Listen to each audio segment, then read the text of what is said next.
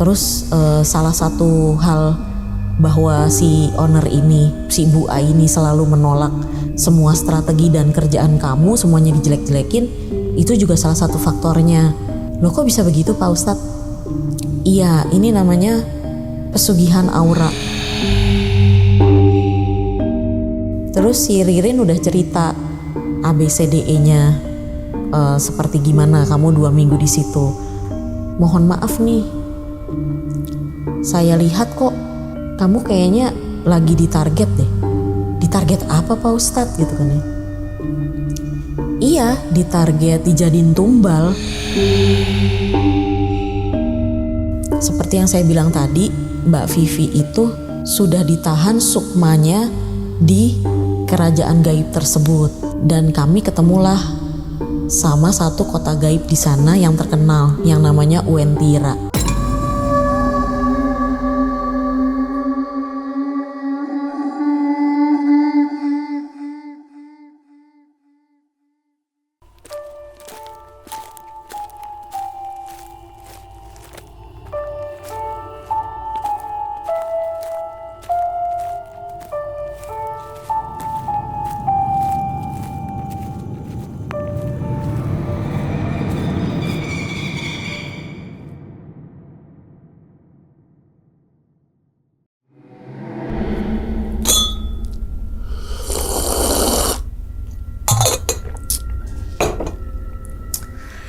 Assalamualaikum warahmatullahi wabarakatuh. Kembali lagi bersama gue Sumar Adiwijaya atau biasa dipanggil Umang dalam segmen Ngopi Horor. Ya teman-teman semua, pada video kali ini atau pada kesempatan kali ini lagi gue tidak akan membawakan sebuah cerita dan namun menghadirkan narasumber yang tentunya mempunyai pengalaman mistis ataupun pengalaman yang horornya nih. Nah, di samping gue ini udah ada Kak Vivi.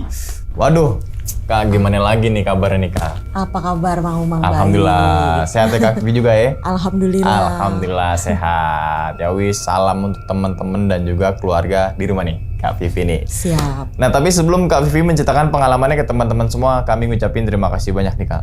Udah meluangkan waktunya lagi datang ke sini gitu. Sama-sama. Kan nih. Yang semoga aja nih di balik pengalaman Kak Vivi nanti teman-teman semua nih bisa diambil pelajarannya dan juga bisa diambil sisi baiknya. Gitu ya Kak ya? Betul. Nah, ngomongin masalah pengalaman, ini adalah yang kedua kali Kak ya.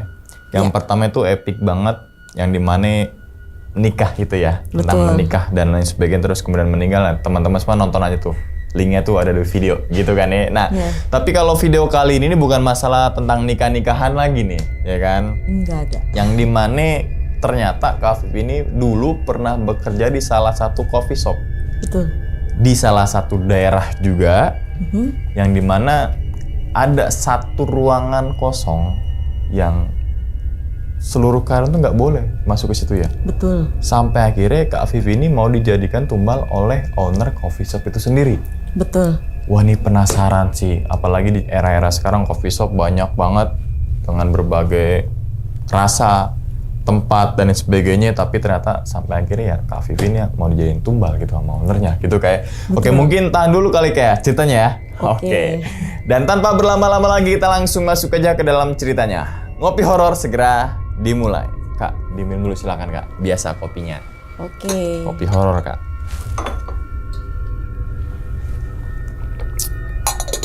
Alhamdulillah. Oke, udah siap nih Kak Vivi buat ceritain ke teman-teman semua nih? Siap. Siap ya? Siap. Oke, langsung aja kita sikat.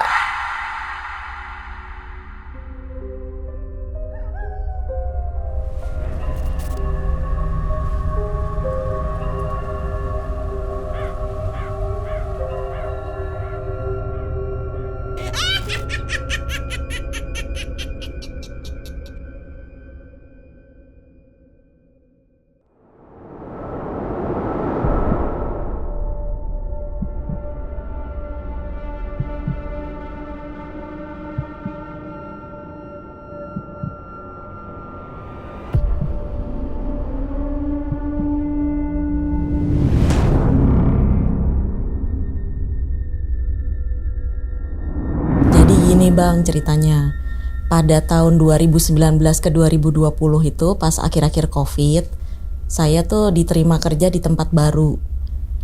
Lebih tepatnya karena ditarik sih sama salah satu owner baru ini yang merupakan bisa dibilang seorang sosialita lah, public figure. Cuman public figurnya bukan yang kayak artis atau pemain sinetron atau apa ya. Ya panutan lah, salah satu figur panutan lah gitu. Terus karena saya pikir di perusahaan lama itu saya udah mulai bosen juga. Terus banyak juga toko-tokonya yang sebelumnya juga udah mulai tutup karena COVID.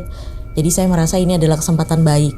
Dah tuh, karena udah deal segala macam, masuklah saya di salah satu tempat yang dijanjikan lah ke owner ini. Nah, ownernya ini perempuan nih, Bang. Cantik lah, terus ya karena dia panutan tadi, semua orang pengen bekerja sama dia. Alhamdulillah saya masuk di situ sebagai tim marketing dan operations.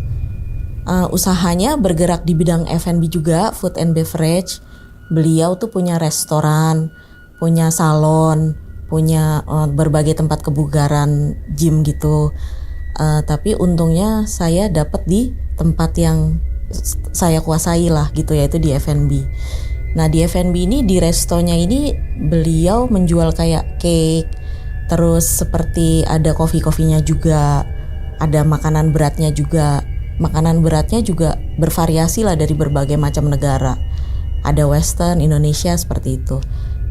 Wah saya excited lah intinya. Terus pada saat saya datang ke hari pertama, yaitu di salah satu tokonya beliau. Jadi beliau punya 3 toko.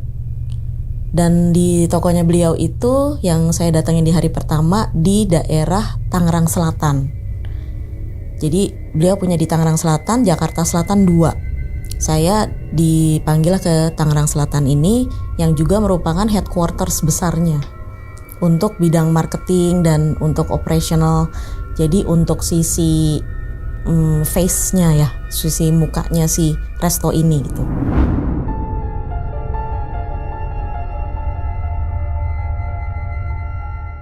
Nah pada saat saya datang, saya ketemu tukang parkir kan, nitipin mobil gitu. Bang nitip ya gitu.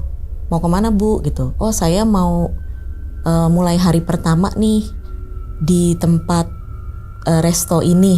Kita sebutnya resto A deh. Oh di situ bu. Kok nggak pernah lihat ibu bolak-balik interview gitu. Karena selama ini nih ibu banyak banget nih yang interview ke sini gitu. Cuman kok saya nggak pernah lihat mukanya ibu gitu. Saya bilang ya karena saya di interviewnya lewat online pada saat itu karena kan lagi COVID. Terus juga karena rekomendasi teman saya gitu untuk masuk ke situ gitu. Oh iya bu, silahkan. Terus tiba-tiba si tukang parkir itu berhenti, diam. Kenapa pak gitu, kok mukanya begitu gitu ya, kan kita bisa mencermati lah ya kalau orang tiba-tiba berhenti diam. Pada saat tadinya ramah-ramah gitu, terus mukanya berubah soalnya.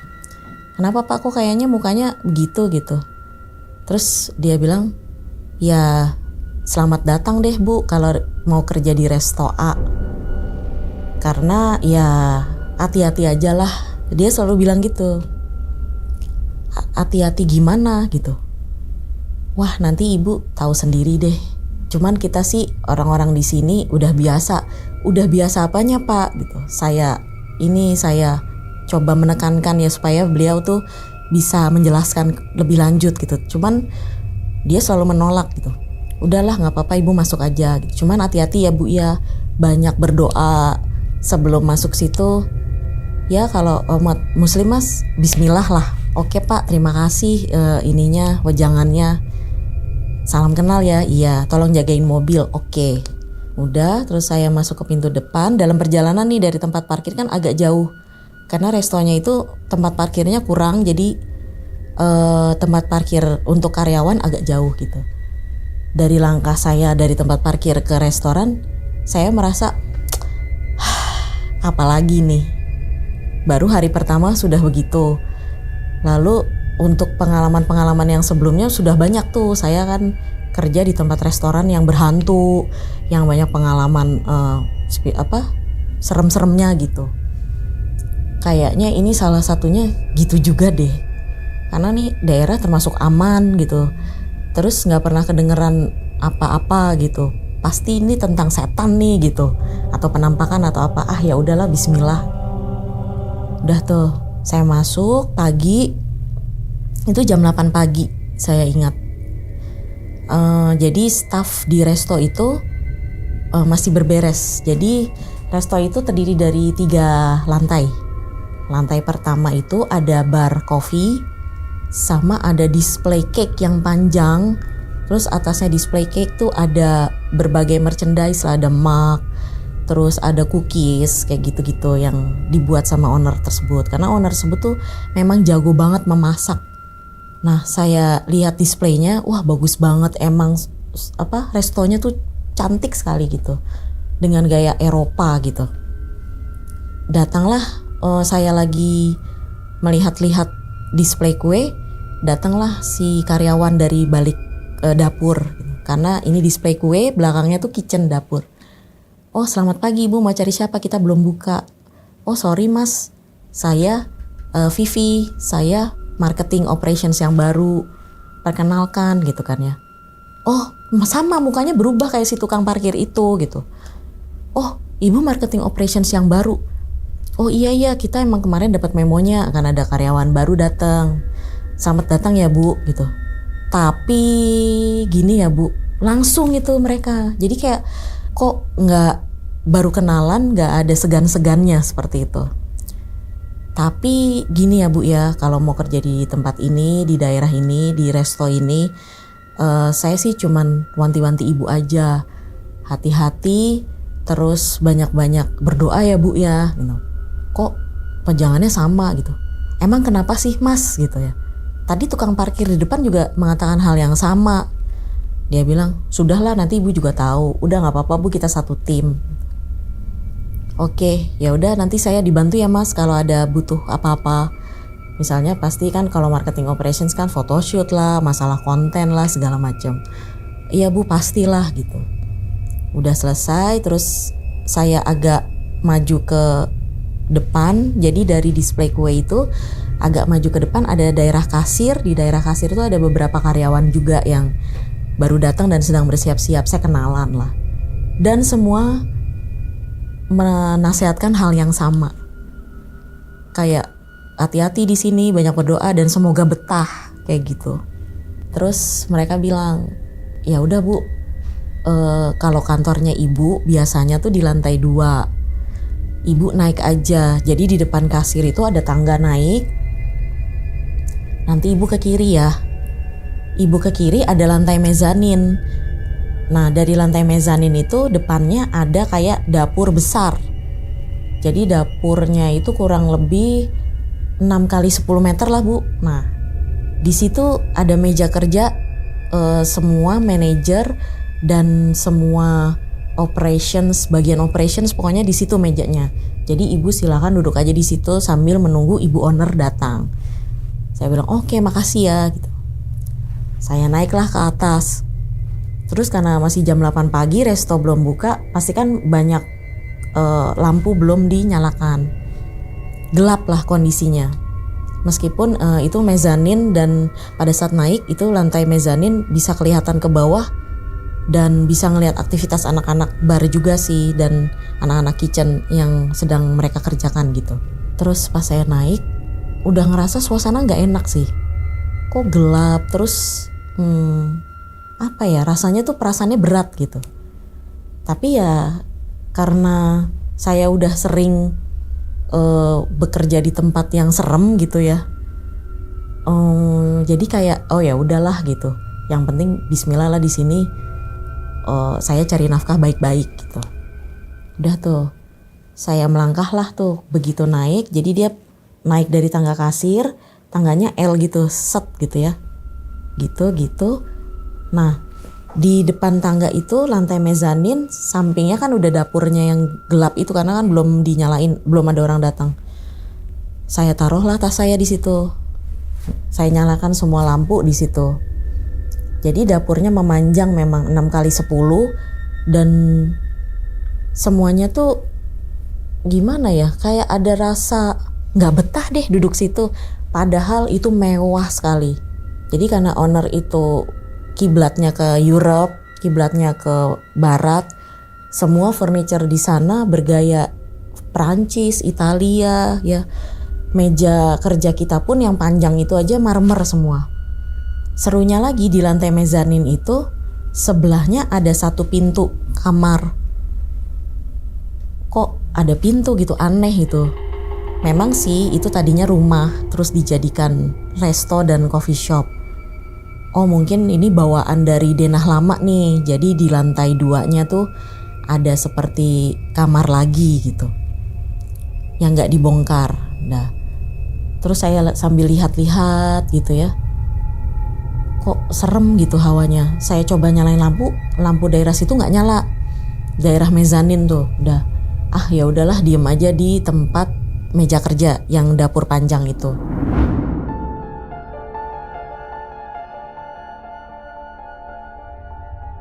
Nah di dapur panjang itu juga jendelanya saya buka semua. Nah setelah dibuka jendelanya itu di luar ada rooftop ternyata. Bukan rooftop sih, kayak ada teras di lantai 2 yang sebenarnya itu area customer juga. Jadi customer tuh bisa melihat kita di situ sedang bekerja rame-rame gitu. Kalau misalnya ada customer yang berkenan untuk naik ke atas dan mereka ngopi-ngopi di atas tuh emang cantik sih viewsnya gitu. Dan belakangan juga saya tahu ruangan itu dibuat si ibu untuk mengajar masak online. Wajar lah karena saat itu COVID ya, jadi nggak bisa berkumpul untuk belajar masak bareng. Itulah kenapa ada kantor kami itu mejanya panjang dan bisa kelihatan dari luar gitu. Jadi memang diperuntukkan untuk kursus masak itu. Nah, saya duduklah di situ, buka laptop gitu ya, mulai kerja gitu. Apa sih yang kira-kira ya? Kalau saya udah lihat kayak gini, pokoknya lagi mikir ya strategi apa nih awal-awal. Tiba-tiba dari bagian dapur, laci-laci dapur sih yang sebelah ujungnya. Kan saya duduk agak ke pintu ya. Nah, bagian laci dapur sebelah ujung itu seperti kayak banyak barang-barang berdenting ya. Tiba-tiba prak gitu. Terus kayak lacinya kebuka-buka gitu. Kan laci dapur mahal ya. Laci dapur mahal yang punya relnya khusus itu kan kalau ditarik, ada orang narik, set, dia bisa masuk sendiri gitu, set, dek gitu. Nah itu bunyi seperti itu sering. Terus kayak bunyi sendok garpu berdenting. Terus bunyi cangkir-cangkir juga yang diketuk oleh sendok kayak gitu. Saya bilang, apa sih gitu ya. Emang sih daerah situ gelap, jadi karena dapur yang panjang, saya belum nyalain semua lampu nih, baru lampu bagian saya bekerja aja gitu. Saya nyalain lampunya, saya ke bagian itu gitu. Gak ada apa-apa gitu. Gak ada apa-apa yang bisa menjelaskan suara itu berbunyi gitu. Mungkin tikus atau apa. Gak mungkin orang ada perangkap tikus.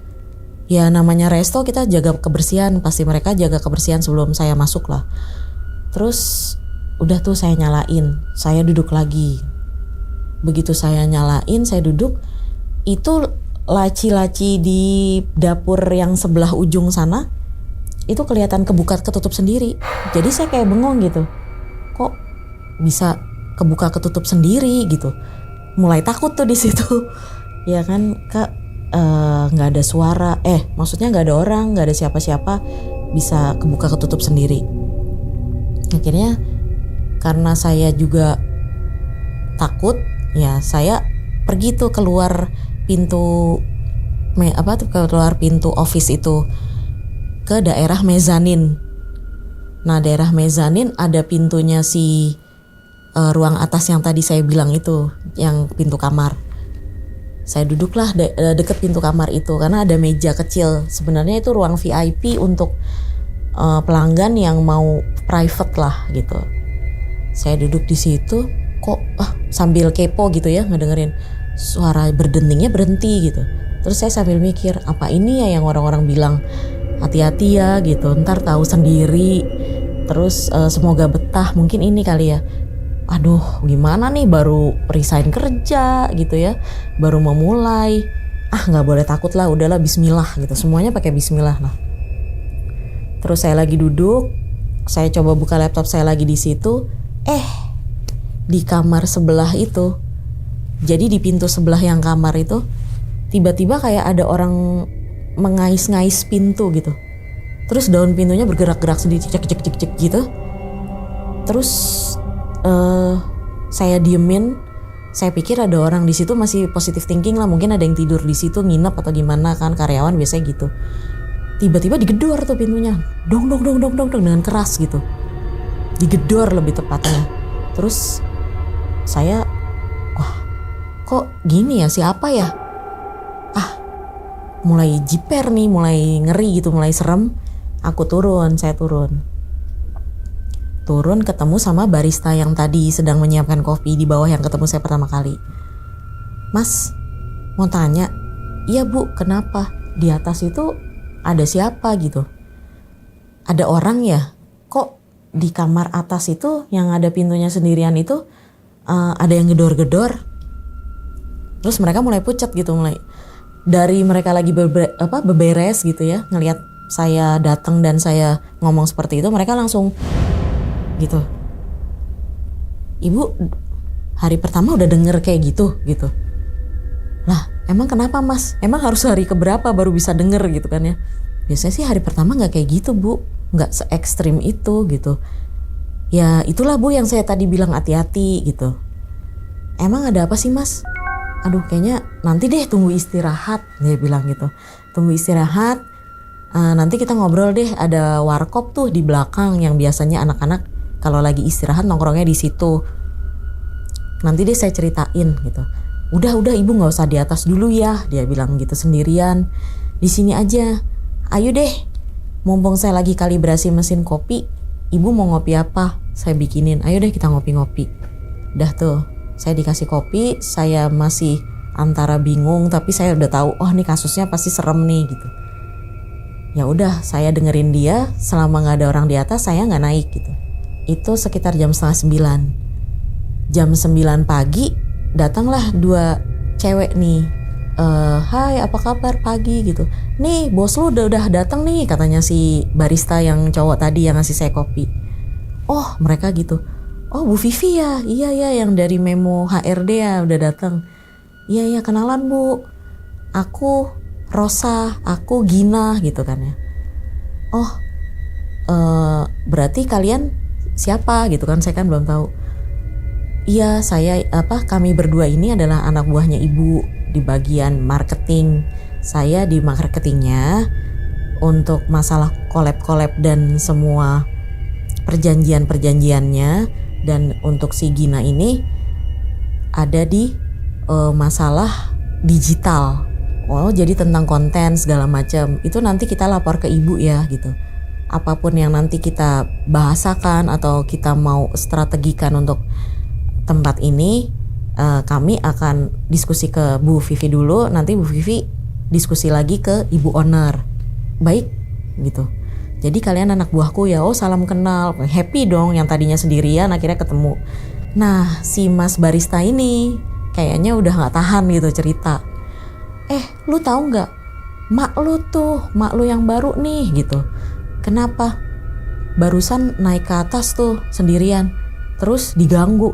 Hah? Serius? Baru hari pertama 2 cewek itu bilangnya begitu. Nah terus saya bilang, kok kalian semua kaget sih baru hari pertama? Emang pertanyaan saya sama tadi ke mas barista, saya bilang, kok semuanya bilangnya baru hari pertama udah diganggu gitu kan ya. Emangnya biasanya hari keberapa? Ini pertanyaan yang sama nih yang tadi saya tanya ke mas barista gitu. Ya paling 7 hari lah Bu, apa 2 minggu. Oh gitu. Ya udah Ibu di sini hati-hati ya. Nggak usah dipikirin, pokoknya kita tim. Kalau Ibu takut ngomong aja nih sama kita berdua gitu. Udah. Terus ya udah kalau gini kita kan udah bertiga nih. Ayo kita naik. Naik nih. Saya bawa kopi saya gitu kan ya. Terus oh udah diterangin semua lampunya. Iya kan tadi saya bilang saya udah datang naik sendiri gitu. Terus kan ada kejadian lah gitu. Oh iya Bu, udah gak usah dibahas lagi. Ayo udah. Hari pertama berlalu seperti itu. Dan akhirnya si ibu datang nih.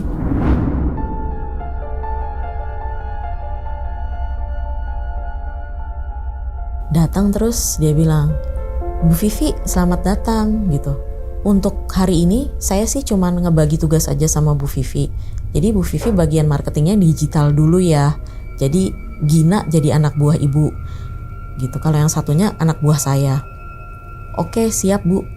Jadi masalah foto produk, terus masalah onlinean ibu deh nih sama nih anak dua sama si Gina untuk strateginya seperti apa. Oke. Abis dari situ si ibu pergi nih sama si R keluar. Sini ayo kita perlu meeting sama seorang artisnya nggak usah disebutin ya. Ayo ke sini kita meeting sama seorang artis, kita mau collab. Oke Bu, pergilah mereka berdua. Jadi tinggal saya sama si Gina nih. Oke Gin, gimana? Ada problem apa di departemen? Tolong dong aku dikasih tahu gitu. Selama ini job deskmu apa gini-gini. Oh gini Bu, ya udah singkat cerita larut deh tuh dalam digital gitu kan ya. Nah lagi bahas itu pun kan tadi saya bilang ya tempat atasnya itu tuh kayak meja panjang, terus luarnya ada patio, ada teras untuk customer dan itu ada meja. Tempatnya nggak serem sih gitu. Dan meja sebenarnya ujungnya musola. Terus ada tangga lagi turun ke bawah, tangga besi gitu untuk ke parkiran. Jadi customer bisa naik dari situ gitu. Tanpa harus masuk ke kafe. Lagi diskusi gitu, kayak ada cewek sih. Lewat gitu. Terus karena saya duduknya itu melihat si patio, melihat teras atas dan si Gina ini menghadap saya. Jadi si Gina nih nggak ngelihat teras itu, jadi dia membelakangi teras. Nah saya lihat kok dari tadi ada cewek cantik, nggak serem sama sekali gitu. Dia pakai dress putih, rambutnya panjang. Itu jalan dari arah musola ke arah patio, terus balik lagi gitu. Terus dia sambil ya kayak cewek-cewek zaman sekarang yang mohon maaf ya lagi happy gitu ya. Dia bawa pokoknya gesturnya tuh happy gitu. Sambil kayak telepon pakai bluetooth bawa kopi gitu. Gitu. Siapa tuh Gin gitu kan ya. Si Gina nengok ke belakang. Tek gitu. Begitu nengok ke belakang ngelihat pandangan si cewek itu sama si Gina tuh bersatu gitu. Terus si Gina langsung bu, ayo kita turun, udah kita turun, jangan di sini gitu. Apaan sih Gin, itu kan customer, emang kenapa kita turun, kita kan mesti beres-beres nih, strategi kita mesti apa dan kamu harus jelasin. Udah, ayo turun, ayo kita ngopi di warkop, udah gitu. Saya ikutin aja kan, yuk, ya udah mungkin lo butuh break gitu ya. Udah turun. Terus si Gina mukanya pucet, ngomong nih ke Mas Barista, Cong. Apaan sih kata si Mas Barista gitu. Gue ke warkop dulu ya, ngajak Bu Vivi ngopi di warkop belakang. Kenapa emang? Ih si itu gitu. Masa si itu siang-siang udah jalan-jalan gitu kan ya. Terus si Mas Barista, yang bener lu gitu kan ya. Wah bener-bener parah nih. Mungkin kan orang baru kali ya Cong ya gitu kata si Gina ke si Mas Barista. Kayaknya sih gitu, cuman makanya gue mau ke warkop dulu gue cukup stres tuh gitu. Saya bilang apa sih maksudnya tadi setan gitu. Saya kan cuek ya gitu karena udah biasa lah kerja di tempat-tempat yang berhantu gitu kan ya. Terus si Gina bilang jangan di sini Bu, jangan di sini, ayo kita keluar. Dah akhirnya keluar ke belakang resto itu ada warkop langganan mereka tuh yang mereka bilang tadinya kalau istirahat di situ. Si Gina bilang gini, Ibu di sini tuh serem. Yang bikin serem itu cewek yang tadi. Maksudnya kan cantik itu siapa? Mungkin kerabatnya ibu kali gitu kan. Bukan Bu, itu tuh bukan manusia. Dan biasanya kita tuh ngelihat dia tuh abis maghrib ke atas. Dan emang selalu begitu. Bawa kopi terus hahaha kayak nelfon di bluetooth terus mondar-mandir gitu. Tapi kok dia aku lihat masuk ke arah musola gitu. Emang begitu Bu, nggak tahu gitu. Tapi kan ibu kalau liatin baik-baik serem loh gitu. Terus gimana dong gitu. Ya kita mah kalau dia udah muncul, kalau pas lembur, satu kita tuh gak pernah jam 5 ke atas masih ada di situ. Pasti kita kerja di situ atau malah kita bawa kerjaan kita ke kafe lain. Sampai begitu. Itu satu. Terus yang kedua, hati-hati Bu sama kamar itu. Kan tadi di lantai mezanin kan ada satu kamar tuh Bu. Itu harus selalu ditutup sama ibu dan itu gak boleh siapapun masuk.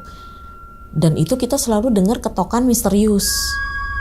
Wah sama dong, tadi pagi aku juga dengar kayak gitu. Wah dirapel ibu ya, jadi ibu benar-benar mengalami semuanya gitu. Hari pertama gitu. Ibu sih pagi-pagi naik sendiri harusnya nggak boleh gitu kan ya. Ya aku nggak tahu ya, aku dikasih tahu kantorku di atas ya aku naiknya ke atas aja. Ya udah Bu, lain kali gini aja. Kalau misalnya mau ngantor, ibu ke warkop sini aja dulu kan ibu udah tahu nih. Nanti aku nggak langsung masuk ke kantor deh, nggak tahu langsung masuk resto. Dari warkop nanti kita pas sudah kumpul kita masuk bareng-bareng ya. Iya, oke, gitu kan. Udah tuh. Jadi semenjak itu saya selalu masuk resto itu selalu nunggu di warkop itu, nunggu si Gina. Kalau yang satunya kan udah diambil ibu ya. Jadi udah nggak berkantor di situ lagi. Padahal sebenarnya dia bawahan saya. Udah tuh. Seiring dengan berjalannya waktu, karena saya masuknya udah mulai November, jadi harus mikirin strategi penjualan di Desember nih untuk Natalan, Tahun Baru dan sebagainya. Jadi banyak tuh program-program yang kita input gitu ya, yang kita susun sebagai proposal, budgetnya berapa. Udah tuh. Setelah kita susun, terus kita ajukan rencana anggarannya, kita meeting lah sama si ibu owner.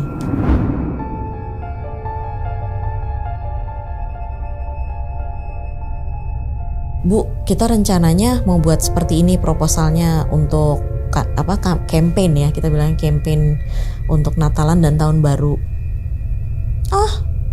Ntar ya, saya lihat dulu. Jadi bu ownernya ini karena sosialita dan dia itu orangnya percaya dirinya sangat tinggi, jadi ya gayanya gitulah, paham lah. Ntar dulu lah, saya lihat dulu gitu kan. Nggak usah diceritain gitu. Padahal maksudnya tuh kita pengen buka slide, kita jelasin, tapi dia nggak mau. Sini saya print aja, saya bawa ke rumah semua, saya baca. Oke, jadi meeting tuh sama dia tuh nggak pernah lama, selalu kayak gitu. Udah tuh. Setelah proposal itu diajuin, akhirnya yang datang ke kita, maksudnya dari ibu itu feedbacknya adalah ya udah, kalau untuk ini pokoknya saya mau kamu foto dan campaign untuk cake ini ada 3 macam cake waktu itu. Foto ya, panggil fotografer profesional yang bagus, yang keren, yang mahal, saya nggak apa-apa gitu. Oke Bu, udah tuh akhirnya kita hire lah salah satu fotografer cukup terkenal sih di ibu kota dan mahal gitu ya, profesional banget ya, untuk foto 3 cake itu untuk campaign Natal dan Tahun Baru kita. Udah selesai, udah bayar mahal, nggak lulus. Katanya apa nih, jelek, ulang. Bingung kan. Udah tuh, terus udah selesai suruh ulang, saya telepon lagi si fotografer. Bang, sorry bang, ibu gue agak kurang puas dengan hasil fotonya. Lu bisa nggak datang lagi, mungkin pakai props lain, properti foto lain, atau pakai angle foto lain, terserah lu lah, lu kan ahlinya. Pokoknya kita mintanya yang seperti ini ya strateginya gitu. Terus dia bilang, hah? Serius lu? Serius? Dan fotografer itu meskipun nih ibu ini sosialita dan fotografer ini cukup terkenal di ibu kota, baru kali ini nih si fotografer kerja sama si ibu A ini. Udah gitu, ya udah nggak apa-apa ya, dia merasa tertantang kan. Kita foto ulang, begitu lagi gagal lagi, foto ulang sampai ke 7 kali bang. Itu fotonya nggak ada yang disetujuin. Padahal fotografer kaliber hebat lah menurut saya, yang ibarat kata ya semua resto tuh kepengen banget produknya difoto sama dia. Ya udah akhirnya, mungkin kenapa ya gitu, udah mulai stres tuh, kenapa ya gitu, kok si ibu nggak nerima. Terus kata si Gina, ya udah kita coba cari fotografer lain, mungkin bisa goal nih sama ibu. Oke, ya udah. Saya ajukan lagi proposalnya, budgetingnya segala macam. Si ibu setuju. Ya udah coba sama itu. Apa tuh yang kemarin katanya oke tapi sebenarnya nggak oke gitu. Ya udah kita coba deh Bu. Mudah-mudahan sama yang ini kita cocok ya. Oke. Udah. Foto lagi sama kejadiannya. Selalu ditolak. Udah tuh. Stres tuh kita. Stres terus akhirnya saya hari ini saya coba main ke itu deh, ke Central Kitchen. Jadi mereka tuh punya Central Kitchen yang terpusat ada di Bilangan, Jakarta Selatan. Nah, di Central Kitchen itu tugasnya adalah untuk buat semua cake itu. Jadi dibuatnya di Central Kitchen itu, setelah selesai nanti di delivery atau diantarkan ke store-store yang sudah ada untuk di display. Jadi di store itu atau di resto aslinya tuh sebenarnya tinggal taruh aja. Kecuali makanan berat karena kan harus dimasak on time. Nah, saya mainlah ke Central Kitchen. Ketemulah sama manajer Central Kitchen-nya ibu-ibu. Nah, manajer CK ini bilang, saya bilangnya manajer CK aja ya untuk nggak bisa disebut namanya. Manajer CK ini bilang, "Oh, selamat datang gitu di sini." Ayo kita saya ajak jalan-jalan, ibu jalan-jalan, kan belum pernah ya ke CK ya Bu. Iya. Oke, bagian pertama ini bagian penerimaan barang segala macam gitu ya. Nah, sampailah ke lantai 3. Jadi itu udah sama juga, lantai Central Kitchen itu ada 3 lantai dan ada rooftop. Lantai 3 itu khusus lantai pembuatan saus. Terus saya tanya, begitu saya buka pintunya, "Ayo saya kenalkan sama Pak Rahmat yang buat saus yang biasanya di sini Bu. Beliau adalah penanggung jawabnya untuk pembuatan saus di resto ini gitu." Begitu buka pintu, itu yang namanya Pak Rahmat bener-bener tidak sesuai standar hygiene. Maksudnya biasanya kan kalau orang kerja di resto kan pakai chef jacket yang benar, bersih gitu. Terus pakai sepatunya juga benar. Ini enggak Mas, cuman celana pendek, terus kaos biasa, terus sendal jepit. Terus karena saya juga tugasnya bagian operasional kan, saya lihat Pak Rahmat, saya tegur, "Kok begini? Pakai bajunya seragamnya mana? Kamu kan in charge-nya di saus-saus, harusnya rapih gitu. Seragamnya mana?" Terus dia ngelihat saya, pokoknya tatapannya sinis, terus kayak nggak terima, terus kayak saya nggak dijawab. Kayak mungkin, apaan sih lo baru nyolot aja mungkin ya di dalam POV otaknya dia gitu. Terus saya bilang, "Ya udah Pak, kalau kayak gitu, jadi Bapak in charge ke saus-sausan nih?" Nggak dijawab juga. "Oh gitu." Terus akhirnya si manajer CK-nya nyolek-nyolek saya, "Udah Bu, kita ngobrol di bawah aja yuk gitu, Pak Rahmat sibuk gitu." Oke. Dah, begitu ngobrol di bawah, turun lagi ke lantai 1 ke office-nya manajer CK, dia bilang, "Pak Rahmat itu orang kesayangan dan kepercayaannya Ibu. Pak Rahmat itu khusus dibawa dari kampungnya Ibu untuk bikin saus-sausan di lantai 3. Kita aja jarang banget ke lantai 3. Dan kalau Ibu naik lagi ke rooftop, jadi di atasnya si tempat sausnya Pak Rahmat, itu ada kamarnya Pak Rahmat khusus dan itu nggak boleh diganggu-gugat. Jadi karyawan nggak boleh sembarangan naik. Pokoknya si Pak Rahmat itu seperti jadi sesepuh di situlah gitu." Oh oke. Terus si manajer CK itu juga bilang, "Iya Bu, di sini juga serem loh gitu."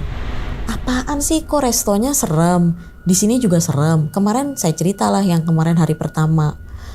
Kemarin saya hari pertama juga ketemu tuh sama si cewek cantik di lantai teras, lantai 2 deket office. Sekarang di sini serem juga gitu kan. Kok bisa sih sana serem sini serem? Ya nggak tahu ya Bu, mungkin si ibu beli tempatnya serem-serem. Sabar aja ya Bu. Ya kalau saya sih di sini udah setahun. Tapi ya gitu, anak-anak sini pokoknya kalau udah mau maghrib itu udah pasti beberes dan nggak peduli ada lemburan apa, kita selalu keluar. Jadi kita selalu pulang cepet. Karena seremnya itu. Emang diganggunya apa Bu? Wah, kalau di sini mah gendruwo Bu, terus pocong. Jadi di Central Kitchen tuh gendruwo, pocong, dan selalu naik turun tangga. Ya namanya kita lagi ngedekor kue atau lagi ngebakar kue, itu kadang tiba-tiba suka kayak ada bau anyir gitu-gitu. Tiba-tiba kita lihat ke arah tangga ada pocongnya. Nah itu ngeri Bu. Nah kadang-kadang dia juga siang-siang juga muncul. Jadi ibu kalau kesini hati-hati ya. Aduh ini perusahaan apa sih? Sana serem, sini serem gitu. Yang di sana cewek cantik, yang di sini pocong sama gendruwo. Nih salah kali ya saya resign gitu dalam hati nih.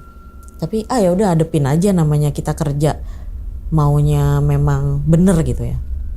Udah tuh, udah selesai. Central kitchen saya ibaratnya kenalan lah sama audit sedikit.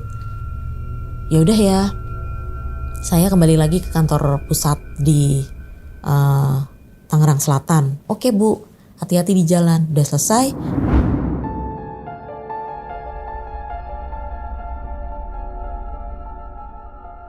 Saya balik lagi ke Tangerang Selatan itu. Terus saya dapat email dari si ibu owner. Emailnya isinya marah-marah. Saya nge-hire kamu itu selangnya udah 2 mingguan lah. Saya nge-hire kamu di sini nih udah 2 minggu. Tapi saya ngelihatnya hasil fotonya jelek. Terus digitalnya semuanya saya nggak suka. Kontennya jelek, norak, videonya nggak bagus, musiknya pokoknya semuanya dia ungkapin di email itu gitu.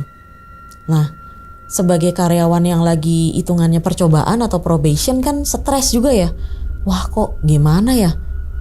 Apa kita yang miss gitu, blow on, apa kita nggak bisa kerja?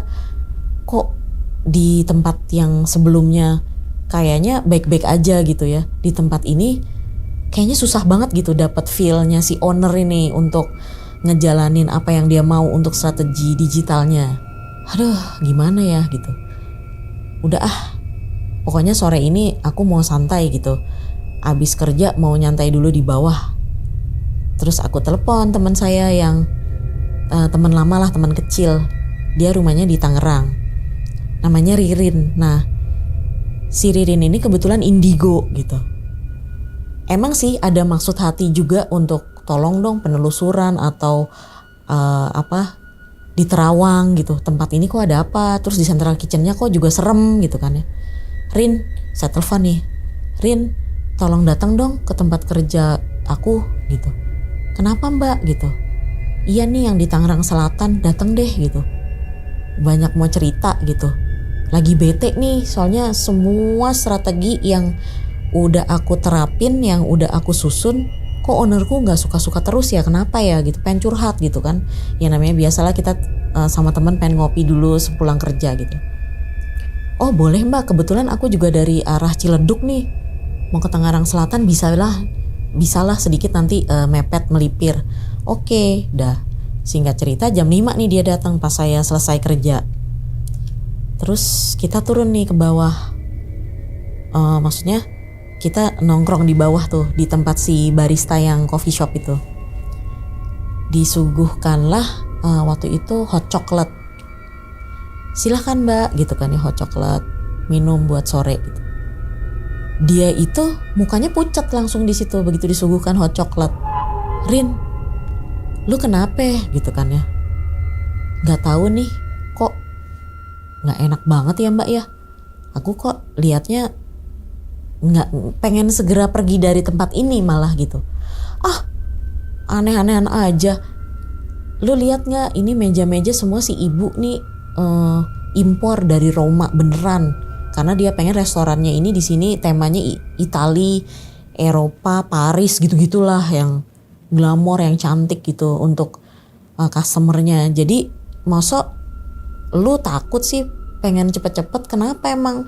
Kita nikmatin dulu lah situasi ini gitu. Kan biar lu lihat juga tempat kerja baru gue. Enggak Mbak, udah ayo pulang yuk pulang. Udah lu bareng gue aja pulang gitu kan ya. Terus nih minuman gak diminum? Enggak mau, makasih Mbak, makasih gitu. Aneh banget sih lo gitu. Ya namanya kita gak pernah ada pemikiran apa-apa ya. Aneh gitu, karena teman saya gak pernah begitu. Yuk pulang, akhirnya pulang lah. Sorry nih minumannya gak jadi ke si mas barista. Aku mau pulang, thank you ya guys. Iya Bu, sampai ketemu besok. Nah di mobilnya dia si Ririn bilang, tempat lu itu gak beres Mbak. tadi pas gue mau minum itu gue lihat ada cewek rambutnya panjang sebahu, rambutnya panjang hampir ke pinggang, terus dia pakai dress putih tapi pendek gitu, cantik orangnya, terus bawa handphone, tapi gue tahu itu bukan orang gitu. Dalam hati saya, wah keterawang nih ya kan. Emang gitu sih, gue tuh sebenarnya ngundang lu juga salah satunya kepengen tahu gitu, karena saya ceritalah di hari pertama seperti apa, terus di Central Kitchennya seperti apa. Makanya itu Rin, kok gue aneh, kok di tempat sini serem, di tempat sana serem. Gue mau kerja gimana, masa sih gue kerja ketemu setan lagi gitu kan. Ya gitulah mbak. Ya mungkin emang lagi nasib lo aja kali gitu. Tolong deh Rin diliatin kenapa gitu. Terus gue juga stres di sini. Kok ownernya semua program yang gue ajuin semuanya gak ada yang sukses gitu untuk bener-bener diimplementasiin. Terus saya ceritain pada saat itu kita nge-hire fotografer terhebat di Jakarta untuk urusan food fotografi, itu juga mental. Si Ririn sampai bingung karena dia juga kenal nih si food fotografernya. Hah gila, udah selevel dia masa mental sih mbak? Gak mungkin gini-gini. Makanya nih kok bisa begitu gitu. Ya udah gini aja, kasih gue waktu 3 harian untuk gue menerawang lebih jauh kayak gimana. Karena gue lihat kok gue duduk sama lu nongkrong di mobil ini kok kayak nggak asik gitu, kayak lu tuh kayak nggak seperti biasanya gitu. Satu, lu lebih pucat, terus lu tuh kayak ya kayak ngerasa nggak nyamannya tuh kelihatan gitu, kata si Ririn. Oke deh, dah. Singkat cerita, kita pulang ke rumah masing-masing. Jadi dia ngedrop di rumah saya, terus dia balik lagi ke Tangerang ke rumahnya. Terus setelah 3 hari kemudian, si Ririn telepon saya, Mbak, kayaknya lu abis pulang kerja, ayo deh kita ketemu di Citos waktu itu. Ada yang mau gue omongin. Oke Rin, emang kenapa sih? Udah di Citos aja nanti sore ya, lu kerja biasa aja. Oke. Udah tuh, selesai kerja saya ke Citos ketemu dia. Emang kenapa? Kan lu udah selesai nih 3 hari penerawangan nih seperti yang lo minta. Apa hasilnya? Ya itulah mbak, kalau gue lihat-lihat sih tempat itu gak benar. Terus kalau gue lihat-lihat sih owner itu pakai pesugihan. Hah? Masa sih? Dia itu sosialita loh. Maksudnya teman-temannya artis banyak banget. Terus penyanyi sering banget datang ke tempat dia. Mereka sering collab YouTube bareng, terus sering collab promosi bareng. Masa sih gitu. Terus dia bilang, benar mbak, ini orang kok menurut pandangan gue pakai yang begitu-begitu. Udah ya gitu, lu pokoknya yang sabar aja, banyak sholat, banyak ngaji, banyak tirakat. Sebenarnya ada beberapa hal lagi yang nggak bisa gue tembusin gitu. Tapi tunggu ya, gue kayaknya mesti minta bantuan Pak Ustadz nih. Jadi beliau tuh punya Ustadz, gurunya lah gitu. Oke lah kalau gitu, kalau misalnya menurut lo butuh bantuan Pak Ustadz untuk lebih menerawang lebih jauh, aku minta tolong lah gitu. Gue minta tolong. Oke mbak, soalnya ini kok feeling gue mengkhawatirkan gitu. Udah tuh, kasih seharian ya mbak, sehari, besok kita ketemu lagi. Oke. Nah, mungkin setelah sehari itu malamnya tuh dia cerita sama gurunya segala macam. Sorenya tuh kita ketemu lagi di daerah Citos gitu, karena gurunya tuh rumahnya juga di Tangerang tapi juga banyak pasien lah di daerah Cilandak situ. Ya udah kita ketemu di Citos. Pertama kali gurunya lihat saya tuh aneh gitu. Wah, tenaga kamu tuh kayak kesedot habis, dia bilang. Terus si Ririn udah cerita ABCDE-nya seperti gimana kamu 2 minggu di situ. Terus mohon maaf nih, saya lihat kok kamu kayaknya lagi ditarget deh. Ditarget apa Pak Ustadz gitu kan ya? Iya, ditarget dijadiin tumbal buat bisnisnya dia. Wah, saya kaget banget kan. Maksudnya selama ini saya kerja di manapun, ya paling berhantu aja gitu, penampakan sedikit, seliweran. Ya namanya kita kerja di F&B kadang pulang malam harus closingan kan. Itu menurut saya ya udah gitu, biasa gitu ya. Tapi yang kayak gini nih baru ketemu gitu. Terus kata Pak Ustadznya, aku gak suka nih kamu diginiin karena untuk kepentingan dia gitu. Terus salah satu hal bahwa si owner ini, si Bu A ini selalu menolak semua strategi dan kerjaan kamu, semuanya dijelek-jelekin, itu juga salah satu faktornya. Loh kok bisa begitu Pak Ustadz? Iya, ini namanya pesugihan aura. Jadi dia itu untuk biar tempatnya laku, pesugihan atau pelarisan lah. Jadi biar tempatnya laku, terus kelihatan cantik, terus kelihatan orang-orang itu kepengen dateng untuk makan, minum di tempatnya itu, ngambil aura dari karyawan. Terus Pak Ustadz nanya lagi, selama kamu 2 minggu kerja di situ, pasti orang sakit silih berganti kan? Iya bener Pak Ustadz, memang betul begitu. Jadi flashback ke belakang, pada saat 2 minggu itu ada aja nggak chefnya yang sakit lah, sehari terus besoknya lagi ganti siapa lah. Dan pas mereka masuk tuh matanya tuh selalu pucet, celong gitu, gimana sih ya, hitam gitu, terus flu enggak, bersin enggak gitu. Udah tuh, terus karena saya juga bagian operasional, saya mikir nih, kenapa ya gitu. Padahal kita juga pada saat itu kan COVID, tapi setiap seminggu sekali kita di swab itu selalu negatif, jadi nggak ada yang ketularan satupun di restoran itu. Kan itu salah satu hal penting ya waktu itu ya, untuk di swab setiap minggu. Terus apalagi Pak Ustadz gitu. Iya, jadi dia ngambil positif auranya karyawan untuk disedot gitu, terus nanti disebarin nih ke restonya biar kelihatan menarik untuk orang singgahi. Oh gitu. Ya jadi kelihatannya cantik gitu. Nah yang disedot-sedot inilah yang bete, yang sakit. Terus seperti kamu tuh sengaja karena masih baru kan, masih passion, masih semangat kerja. Jadi semangat kerja kamu tuh yang diambil biar restorannya rame. Memang bener sih Bang, restorannya rame terus. Baik yang di 1, kedua, ketiga, semuanya rame terus. Dan pada saat itu si ibu memang juga punya rencana untuk memperluas bisnisnya. Jadi mau buka restoran keempat. Nah Pak Ustadz juga bilang, jadi dia ngambil kamu sebagai tumbal pesugihannya nih, supaya bisa buka restoran keempat. Karena uangnya dia sebenarnya udah habis-habisan, dan tahun ini suaminya tuh udah pensiun.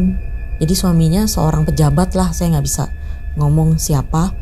Jadi pejabat itu mau pensiun, terus dia pengen memajukan usaha istrinya gitu, supaya di hari tuanya si pejabat ini dia biar nggak kerja, dia punya bisnis yang berkembang gitu. Nah toko keempat ini yang mau dibuka nggak ada fundingnya, jadi kamu yang dikorbankan, mau dikorbankan. Kok serem banget sih Pak Ustadz gitu. Ya saya nggak mau lah Pak Ustadz, pantas aja gitu selama ini kok saya dibikin bete gitu, apa-apa disalahin, terus selalu dimarah-marahin. Pokoknya Ibu A itu galak banget. Gak ke saya, pokoknya ke semua karyawan tuh galaknya luar biasa. Sinis, terus sadis gitu. Kalau ngomong bengis lah gitu. Cuman ya kita namanya majikan ya, kita gak pikir panjang lah gitu. Ya udahlah dia yang punya bisnis gitu kan. Tapi selalu kayak gitu. Ya itu tuh sebenarnya lagi cara dia untuk narik auranya kalian. Jadi biar kalian ngedown, jadi diserap gitu loh yang positifnya. Nah nanti kalau yang diserap itu kebanyakan, efeknya jadi kayak sakit, badan pegel, pusing, terus malah bisa gak masuk kerja kata Pak Ustadz gitu. Terus saya bilang, oh bener banget tuh Pak Ustadz, karena saya tuh sering banget abis pulang kerja tuh pusing, gak jelas, terus anak-anak di swab ya kayak gitu saya ceritain. Padahal gak ada yang COVID juga gitu. Alhamdulillah semuanya sehat, tapi kok kenapa ya? Udah gini aja deh Neng, nanti tungguin 3 hari lah. Saya mau lebih lanjut nih menangani kasusnya Mbak Vivi gitu. Insya Allah ya Pak Ustadz, saya doain ya biar Pak Ustadz selamat, terus kita ketahuan nih root permasalahannya apa. Kalau saya mesti resign deh. Oh jangan dulu, dia bilang gitu. Kita cari tahu dulu kenapa. Udah tuh.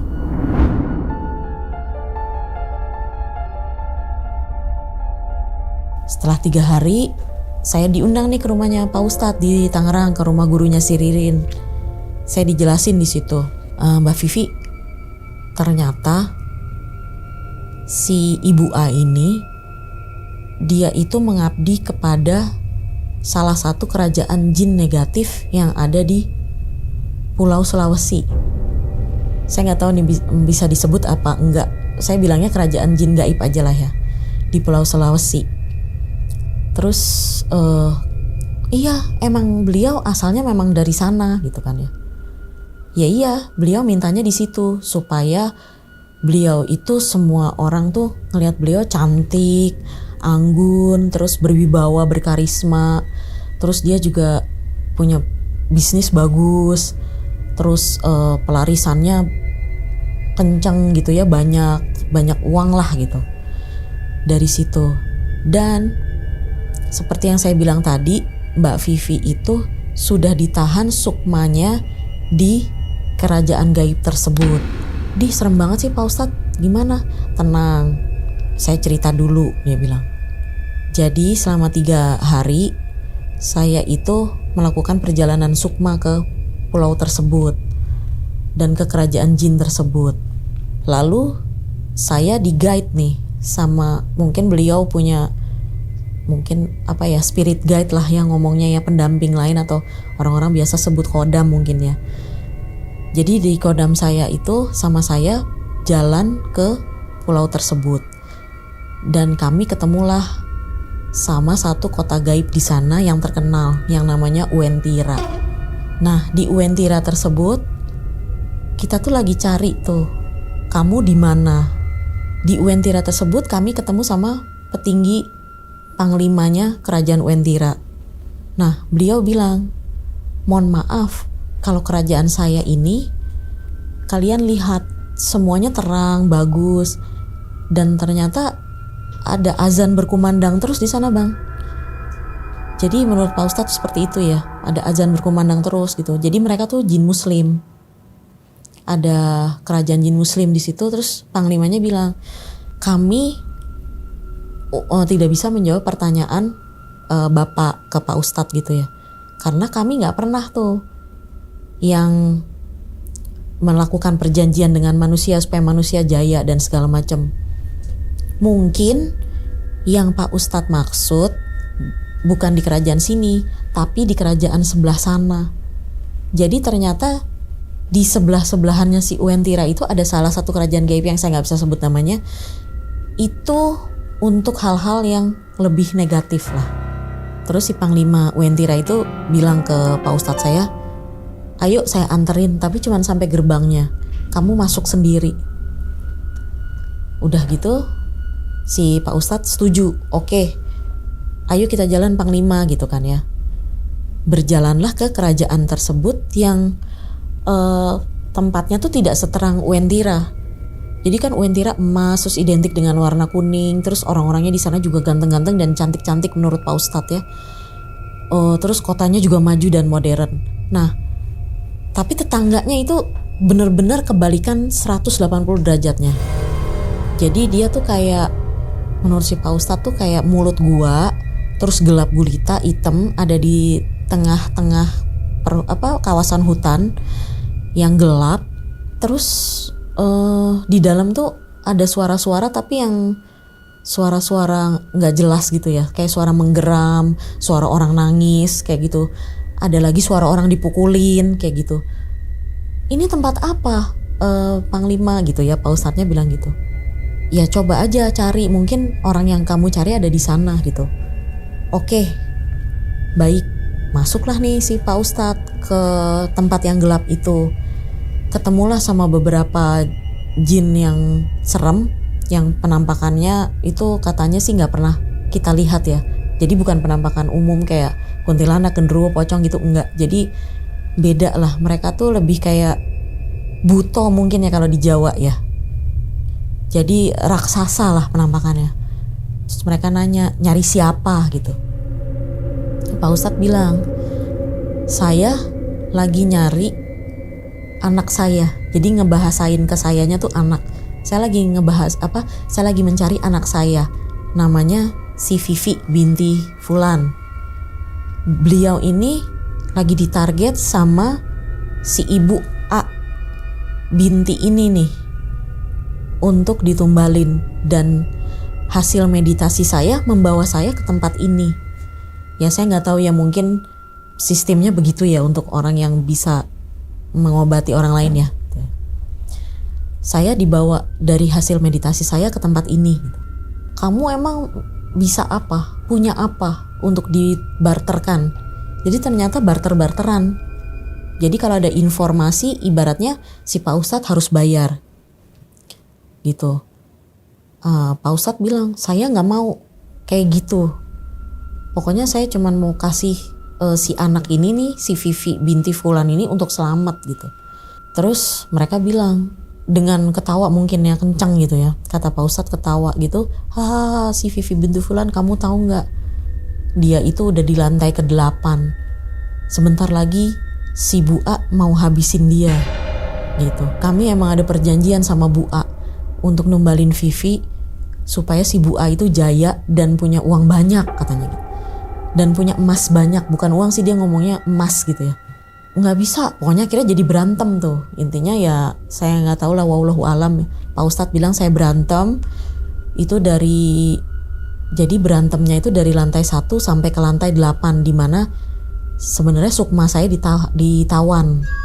Jadi Pak Ustadz baru tahu tuh saya udah bener-bener di ujung tanduk sebenarnya nyawanya gitu.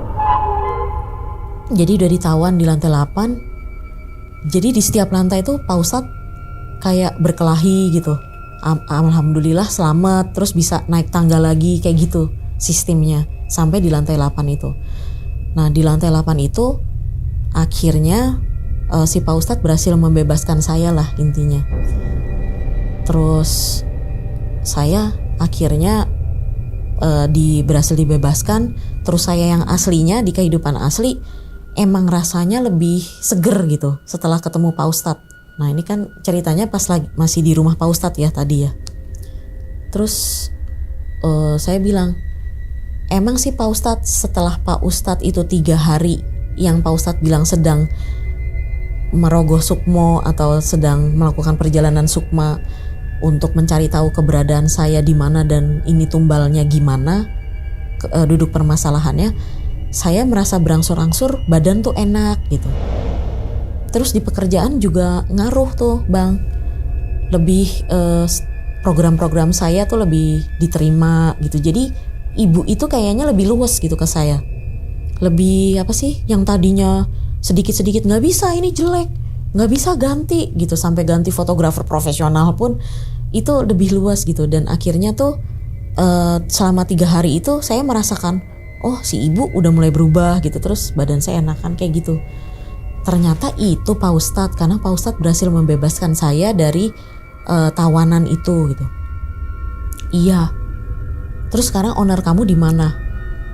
Owner saya dalam jangka waktu 2 hari ke depan akan lomba masak atau belajar masak di Inggris. Karena kan dia ini ya hobi banget masak dan berguru gitu ke salah satu chef terkenal di Inggris. Oh gitu, untuk berapa lama? Untuk jangka waktu seminggu di Inggris gitu. Oke lah kalau gitu kamu pemulihan aja, karena sukmamu baru balik, kita pemulihan. Kamu coba deh izin cuti. Hah, kan baru masuk kerja Pak Ustadz, masa izin cuti? Iya, karena nih lihat Pak Ustadz ngeluarin kayak kotak kayu gitu, dibuka. Dari hasil saya narik sukma kamu di kerajaan jin di Sulawesi tersebut, nih lihat, saya dikasih lihat uang kayak 100.000 tuh Bang. Sayangnya fotonya udah saya delete ya karena takut ya.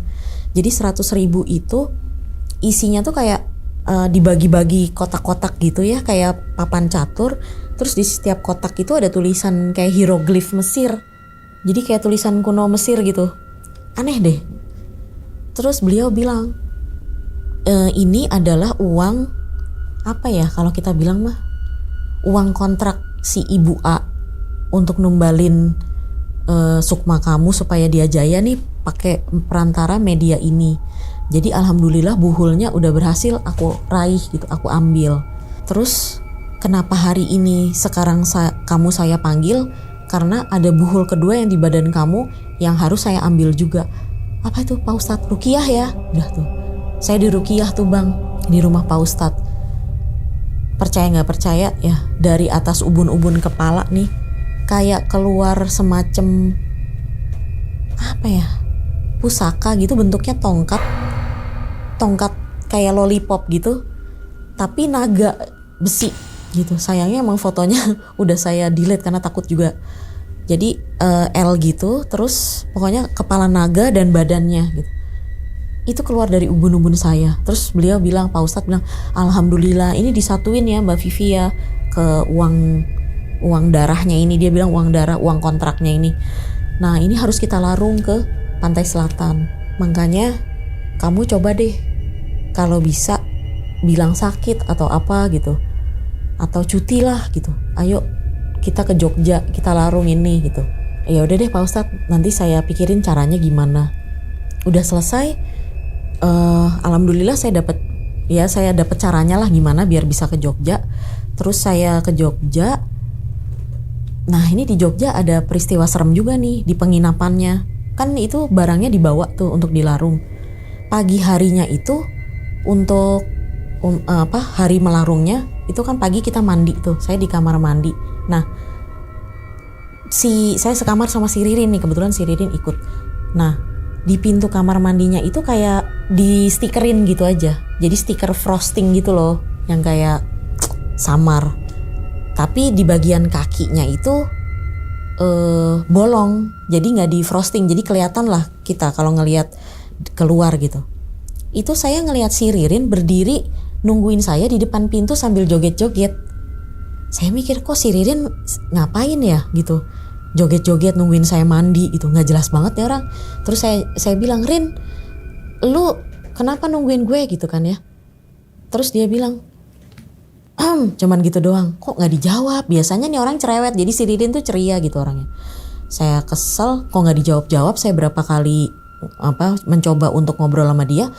Saya buka pintu kamar mandi, ternyata dia lagi tiduran sambil meluk selimut, sambil kedinginan, pokoknya sampai ngerungkupin ke atas gitu. Terus saya bilang, Rin, lu dari tadi di sini gitu. Iya mbak, ini dingin banget, tolong matiin AC-nya. Dari tadi AC udah mati. Jadi dia merasa kedinginan si Ririn itu. Udah selesai terus, ayo Rin deh. Udahlah, lu gak usah mandi, lu ganti baju aja deh. Yuk kita ke tempat Pak Ustadz, udah yuk kita ngelarung. Ayo cepet nih, udah jam segini. Udah, singkat cerita ketemu Pak Ustadz nih di lobi bawah. Pak Ustadz, tadi masa saya di atas lihat begini gitu ya. Lihat penampakan si Ririn joget-joget di depan pintu kamar mandi, tapi begitu saya buka pintu Ririnnya masih tidur. Ya itu isinya ini. Udah ayo buruan kita pergi. Akhirnya pergilah kita ke pantai selatan untuk melarungnya.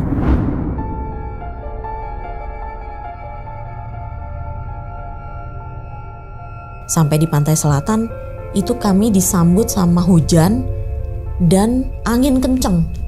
Hujannya nggak deras, jadi hujan rintik-rintik aja, tapi anginnya kenceng banget. Terus si Pak Ustadz minta izin sama abdi dalam di sana untuk maksud dan tujuannya. Akhirnya kita jalan dah nih ke pantai selatan.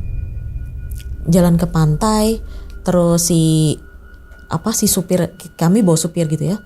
Si supirnya tuh kami minta tolong jagain barang-barang kami, ada sendal atau apa gitu ya. Si Pak Ustadznya nyuruh kami masuk. Saya sama Ririn, ayo ikut masuk. Padahal itu ombak lagi gede-gedenya, Bang. Pak Ustadz yang bener nih, iya kita harus ngelarung ini, ayo cepetan gitu. Udah, terus lucu deh Bang. Jadi airnya itu tadinya tuh di sini misalnya ya, kita di sini. Itu lama-lama kayak nyurut mundur, Pak Ustadz maju, nyurut mundur, Pak Ustadz maju, kayak gitu. Jadi kayak kita disediain kayak dibukain pintu gitu. Itu sih secara kasat mata batin saya, mata fisik saya ngelihatnya gitu. Sampai akhirnya kita udah cukup jauh loh dari bibir pantai lah. Pak Ustadz saya takut gitu. Udah diam gitu. Terus Pak Ustadz berdoalah di situ. Akhirnya dibuanglah barangnya. Nah dari situ mulai tuh airnya maju lagi ke kita. Kita mundur. Terus airnya maju kita mundur. Jadi kayak disuruh pulang lagi ke bibir pantai. Lumayan deh sampai kita basah lah gitu kan. Karena kan proses ombak ya. Setelah kita selesai, terus barang-barang itu selesai dilarung atau dibuang ke laut itu, si angin kencang sama hujan gerimis rintik-rintik tadi tuh hilang.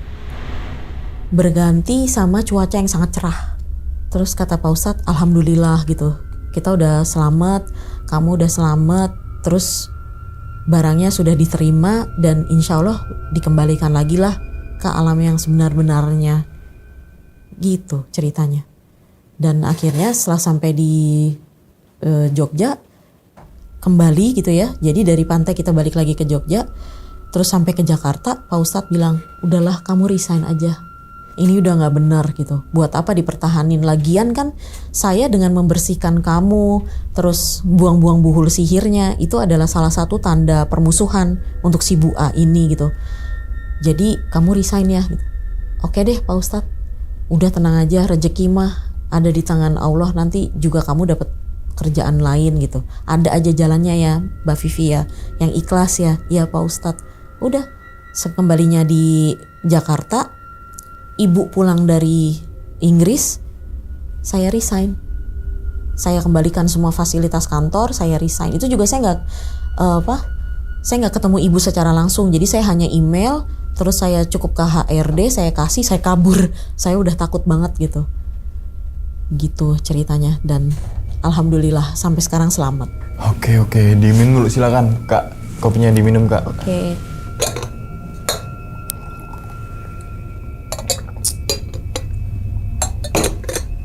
Oke, jadi gitu ya. Teman-teman semua ini pengalaman dari Kak Vivi saat kerja di salah satu coffee shop atau bakery gitu juga kan, ada juga kue-kue itu yang dimana Kak Vivi ini mau dijadikan tumbal, ya kan? Nah, sebelum masuk ke ceritanya, Kak Vivi kerja itu berapa lama totalnya sampai kira resign tuh? 1 bulan doang. 1 bulan karena tahu, Betul. ya kan? Oke, kan gini, orang kerja itu kan pertama emang karena dia nyaman dengan suasananya, jadi bertahan lama gitu maksudnya kerja situ. Terus kemudian ruangannya juga enak, teman-temannya juga positive vibe dan sebagainya. Nah, tapi ini justru restonya serem bukan dari penampilan ruangannya. Bukan. Ruangannya atau dekoran tuh ya kekinian, Betul. ngikutin tren. Tapi kok ternyata dibalik itu semua, dari dibalik kemewahan, dibalik dekorasi yang indah, ternyata justru menyimpan sebuah kebusukan, kan gitu bahasanya. Betul. Ya kan? Ada juga kadang tempatnya biasa aja, tapi dia nggak pakai apa-apa. Maksudnya rame ya, bener rame karena makanan enak, karena murah dan sebagainya. Ini justru kalau kayak gitu ngapain pakai pesugihan ya? Iya nggak sih? Kalau misalkan niat mau pakai pesugihan, logikanya nih ya kan, kalau emang mau niat pesugihan ngapain dekor segala dengan tadi mejanya yang yang tahu sendiri lah harga kayak harga apa diimpor tadi? dari Italia langsung. Dari Italia langsung kan ngapain? Mendingan meja yang biasa aja udah. Betul. Pesugihan yang main, ya? Betul. Iya, tapi ini kok, mungkin, keren nih, main kali. Nah mungkin udah minum sekali, besoknya mungkin di situ lagi. Karena pakai penglaris kali, atau mungkin. Iya, mungkin. Mungkin, ya kan? Bisa jadi karena gini Bang, karena dia sosialita, teman-temannya artis. Jadi kayak sebenarnya ibu itu kalau aku lihat insecure ya. Di antara kalangannya beliau gitu. Jadi kayaknya pakai itu tuh dan bermegah-megah gitu. Oh, karena sosialita kan yang hedon biasanya tuh ternyata hasil dari pesugihan, bisa jadi. Ya, kita nggak tahu Kita kalau tahu, kayak gini ya kan mungkin. Oke, nah terus kan ada sosok cewek nih, siapa yang namanya tuh yang bergaun putih, itu selalu nongol. Selalu nongol. Jadi selalu menghantui anak-anak situ juga. Berarti yang lihat kemunculan sosok cewek pakai baju putih itu nggak cuma Kak Vivi? Enggak. Hampir seluruh karyawan itu apa mungkin pegawai situ pernah ngelihat juga. Pernah ngelihat. Nah sampai akhirnya ya mungkin ini kali ya, pegangannya kali ya, Nggak ngerti deh.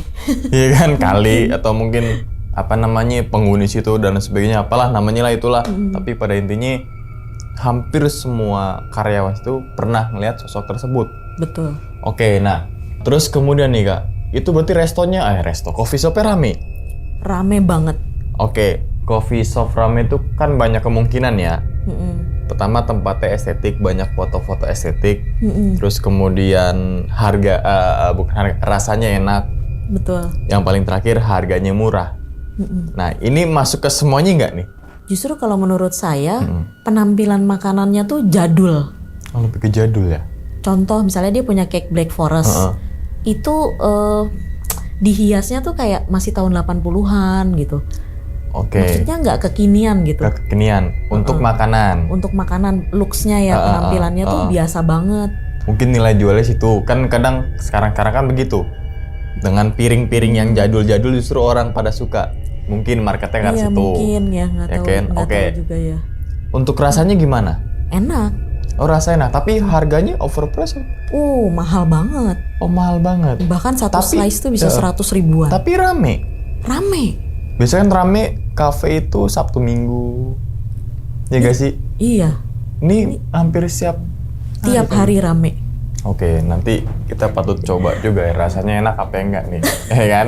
Karena ada tim kita yang pesuka cake gitu tuh, ya kan? Cake kekinian kayak gitu tuh. Oke. Untuk kopinya gimana? Kopinya standar kayak espresso begitu. Standar gitu standar. aja. Iya, latte cappuccino biasa. Oh, tapi rame ya. Dengan harga yang cukup lumayan tinggi. Jauh tinggi. Biasanya kan gini, kita tuh kalau nongkrong tuh, mungkin teman-teman semua juga pernah nongkrong. Kalau di sebuah kafe yang viral, yang harganya lumayan tinggi, biasanya cuma cukup sekali nyobain, oh ternyata kayak gini, terus udah besokannya enggak. Beda sama nongkrong yang tiap malam minggu, misalnya di kafe-kafe pinggir-pinggir jalan, yang nggak menjual sebuah keviralannya, justru dia malah mau ke situ. Ya kan, tapi ini kan terus kan, berarti ada something di situ. Iya, dan banyak regular customer juga, jadi repeat dia datang lagi gitu. Jadi ya nyobain dengan habis itu, iya nih worth it gitu kan. Biasanya kan kalangan anak muda terutama, mohon maaf ya, ketika datang ke suatu tempat emang banyak tempat foto estetik, terus harganya lebih agak tinggi dengan kue 100 ribu, belum minum kopi, sekali nongkrong 200 ribu keluar. Untuk repeat lagi itu kayaknya ntar dulu deh. Nah, kan betul. Gitu. Untuk kalangan anak muda ini mah. Tapi kalau untuk anak kenal artis-artis mungkin bisa jadi. Oke. Nah, terus kemudian nih ada satu ruangan yang emang nggak boleh orang masukin ya. Betul. Oke, dalam ruangannya ada apa sih kira-kira? Pernah pada saat itu kesempatannya lagi dibersihkan. Jadi saya sempat nolong lihat lah, mencuri lihat. Itu biasa aja kok, cuman ada tempat tidur. Terus malah ada stiker sajadah ibu di situ. Dan beliau cukup rajin juga ibadahnya. Justru ini mungkin biar menutupi sebuah kebusukan yang lain. Mungkin tampilan aja kan, tampilannya aja gitu Kak. Ya kan kadang ada aja tampilannya biar menutupi, ternyata di belakangnya amburadul. Betul. Kan gitu kan. Oke. Nah, ternyata punya usut ini ownernya ngelakuin sebuah pesugihan ya Kak. Betul. Yang dimana pesugihan aura. Betul. Aura itu yang dimana aura positif daripada karyawan diambil semua untuk jadi magnet pengunjung untuk datang ke situ. Betul. Oke. Berarti itu kalau Kak Vivi kerja di situ 1 bulan, mungkin bisa jadi tempat itu sebelum buka udah ngelakuin kayak gitu. Ya dari cerita karyawan sebelumnya awal-awal kayaknya sih udah sih. Kan gitu, pasti ada maksud dan tujuan. Atau mungkin dia pertama bikin tempat itu, terus kemudian nggak terlalu laris, barulah pakai pesugihan. Kan bisa juga ke arah situ juga kan. Mungkin bisa jadi, kan? iya. Kan kadang orang tuh ketika dia putus asa, jualannya nggak laku, larilah ke pesugihan bercepet-cepet laris balik modal. Bisa jadi. Ya kan? Iya. Oke, nah berarti ini kan Kak Vivi itu hampir mau jadiin tumbal. Betul. Beruntungnya resign. Yes, betul. Alhasil nggak jadi tumbalnya bahasanya gitu kan. Nah terus kemudian yang ditumbalin siapa jadinya? Nah ini tadi sebenarnya agak kelewat. Setelah saya resign, terus saya lagi jalan-jalan di satu mall, saya ketemu nih sama manajer CK-nya. tiba-tiba setelah berapa lama ya itu ya, mungkin setelah sebulan setelahnya ya, terus si ibu itu bilang, Bu Vivi apa kabar? Aduh aku sedih Bu Vivi, kenapa? Bu Vivi setelah resign, suami saya tiba-tiba meninggal, kecelakaan. Ya. Dan Bang Umang tahu nggak suaminya dia itu siapa? Siapa? Adik kandungnya si ibu A. Oh. Waduh, jadi kayak karena Kak Vivi, ya gini. Tadinya Kak Vivi ini jadi tumbal, mau ditumbalkan. Betul. Terus Kak Vivi resign. Iya. Mungkin berbalik lah bahasa kayak gitulah. Saya sempat nanya sama Pak Ustadz. Memang itu kejadiannya seperti itu. Oh, balik lagi ke keluarganya ya? Iya, balik ke keluarga. Pokoknya pesugihan tuh nggak ada yang positif. Nah, kan ada gitu juga nih yang harus lurusin. Ada pesugihan positif, ada pesugihan negatif. Katanya kan gitu. Betul. Pesugihan positif yang gini. Nah, pesugihan kan pasti Kak bantuan jin. Iya kan? Iya. Kalau udah ngaruh jin ya udah pasti negatif lah. Iya. Kan gitu ya? Iya. Oke. Nah, terus kemudian ya pasti kan ada aja tuh. Nyari pesugihan di mana? Di daerah Jawa kayak Sulawesi, terus kemudian mungkin daerah Kalimantan dan sebagainya. Itu gue nggak mau komentar deh ya kan. Tergantung mungkin gurunya masing-masing atau mungkin dukunnya masing-masing deh gitu kan. Oke, jadi permasalahannya kan yang ditumbalin kan pasti katanya kan kalau ada pesugihan pasti ada nyawa yang melayang. Betul. Lah terus kemudian misalkan nyawanya itu keluarga sendiri, dia nggak tahu apa-apa, terus kemudian ditumbalkan kan kasihan demi kepentingan pribadi dia sendiri, keuntungan dia sendiri. Betul. Kadang tuh mikirnya orang haus dengan rezeki ya, dari harta ya. Iya, kok Gak bisa? Kok bisa? Iya. Udah kasih rezeki segitu, pengennya lebih. Rezeki itu pengennya lebih lagi. Padahal kan selalu gue bilang rezeki itu nggak melulu tentang uang. Kita bisa minum, masih bisa hidup sekarang, bisa ketemu. Itu di bagian rezeki juga. Betul. Ya, itu maksud mindset orang yang pesugihan itu apa? Itu sebenarnya, ya gak sih? Iya. Kak Vivi sempat kepikiran nggak ke arah situ? Iya, sempat sih. Ya kan soalnya kan gini, orang logikanya kan gini, apalagi ketika disodorin misalnya ada event apa, ini loh proposalnya nanti kita bikin cake-nya begini. Oh iya bagus. Nanti ada event apa, misalnya Ramadan nih, kita munculin lagi kayak apa nih, terus tahun baru, terus Valentine. Betul. Biasanya kan gitu ya. Iya. Oh iya bagus, tapi coba revisi ini deh. Kan kayak gitu harusnya ya. Iya. Ini jelek lah, foto jelek lah, sampai 7 kali kalau nggak salah. Sampai ganti fotografer. Tetap hasilnya begitu juga. Tetap begitu juga. Ya kalau kayak gitu ngapain ada event-event gitu ya?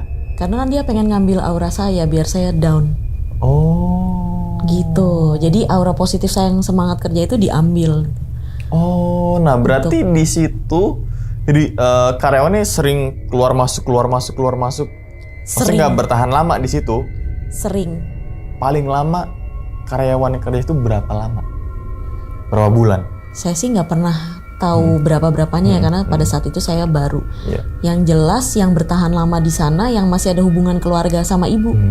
Ya udah orang dalam. Ya kan? Dia nyari target, sini aja nih.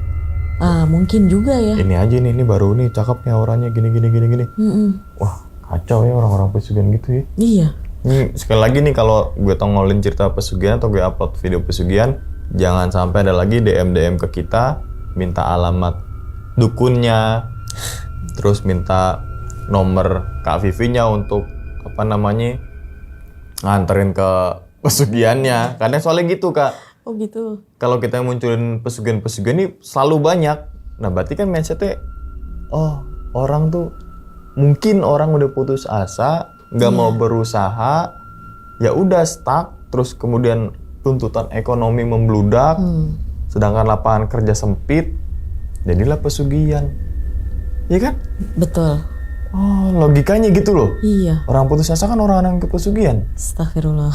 Semoga kita dijauhkan dari hal-hal seperti itu ya, gitu ya. Iya. Oke, nah terus kemudian nih sampai saat ini restonya masih ada gak? Nah, masih. Tetap rame kayak dulu apa ya? Agak berkurang? Berkurang sih saya lihat. Berkurang. Ya semoganya itu ownernya udah bertobat tuh. Amin. Ya kan? Supaya gitu ya. Ya kan, walaupun restonya sepi, tapi yang penting tobat dulu deh. Iya. Sekarang zamannya canggih, promosi ke kalangan mungkin artis-artis, ya kan, influencer. Betul. Mendingan duitnya lari ke situ. ketimbang duitnya lari ke dukun, terus kemudian Bener banget. ya kan keluarga kita sendiri jadiin tumbal. Betul. Atau mungkin orang lain yang nggak tahu apa-apa dijadikan tumbal. Bener. Mendingan bakar duit ke influencer. Betul. Mau TikTok, IG, YouTube dan sebagainya kan, wow, yang lebih pasti-pasti aja lah. Betul. Nggak ada ritual-ritual khusus, nggak ada satu ruangan dikosongin, terima bersih. Nih berapa? Bayarannya segini nih, udah terima bersih deh, urus sendiri, upload ya. Nah, iya kan? Lebih enak. Lagi resto-resto gitu ya. Oke. Jadi semoga dengan video atau pengalaman Kak Vivi ini banyak orang tersadarkan gitu loh. Amin. Jangan mudah-mudahan. cuma diambil horornya aja, tapi ambil nih pelajarannya apa untuk kita menjalani sebuah kehidupan. Betul. Jadi kan kadang ada aja horornya yang diambil tapi pelajarannya nggak diambil. Justru kita harus sinkronin itu semua gitu kan supaya balance dan seimbang, ya nggak Kak? Betul. Oke. Ya wis, kira-kira nih Kak Vivi punya pesan nggak nih untuk teman-teman semua yang lagi nonton di rumah nih? Nah itu dia. Pesan-pesannya Ya. masih terkait dengan hal yang tadi. Semoga yang sekarang sedang mengalami kehimpitan ekonomi dikasih keleluasaan sama Tuhan, diturunkan rezekinya. Terus diselesaikan semua urusan-urusan dan kesusahannya. Nah, itu dan Saya doain aja.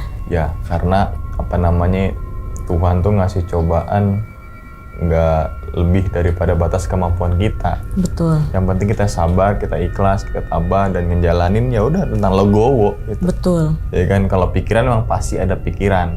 Tapi udah jalanin aja. Kan gitu ya Kak ya? Betul sekali. Oke. Ya wis nih.